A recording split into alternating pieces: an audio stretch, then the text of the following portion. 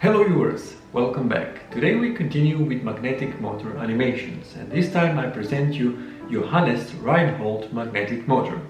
I've shown this motor before, but it was really rough. This time I will show you in animation mode and try to explain how it should work.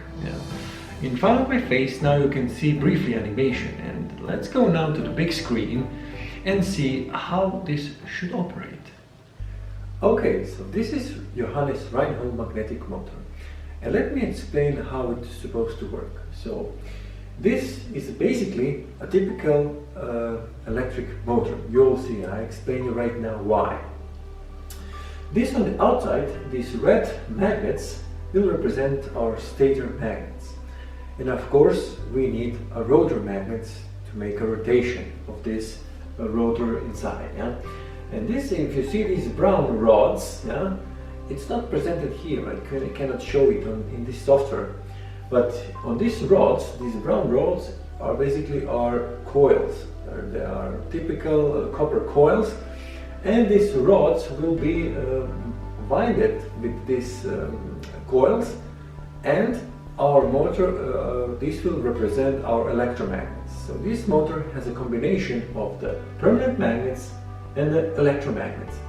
How basically every other electric motor works. So on the rotor are sometimes the windings, and on the stator are permanent magnets, and this operates with leading the current into the windings over the brushes. So this is how typical motor operates. This is more or less the same here. So permanent magnets on the stator, and these rods will be our let's say electromagnets winded with the coils. And this green area in the middle, so this green region, it's stated in the patent it should be of magnetic shielding material, so that it doesn't interfere with the other magnetic pole. So that's the case. So here we have two gears. Of course our big gear will be our transferring power from this rotor to the small gear.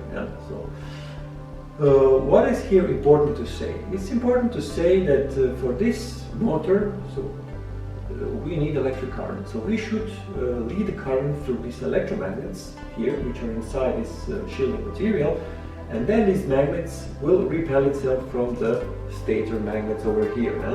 And this would be a typical motor. So we need a current to lead it through these electromagnets, and then we have a circular motion.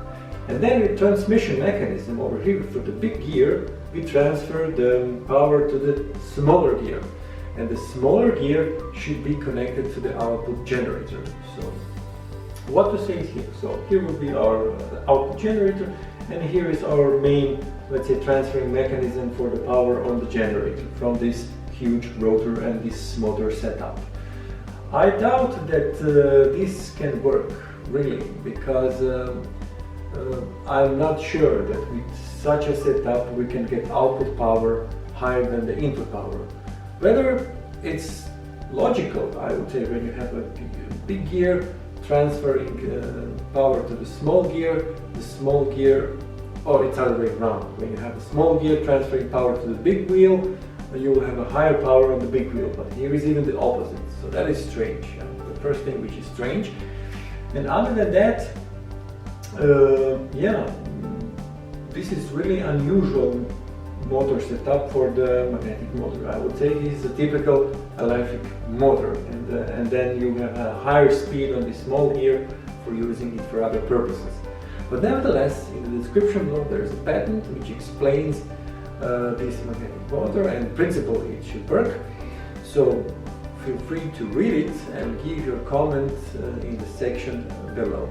So thank you for watching and following my videos. So until next video, stay tuned on my channel.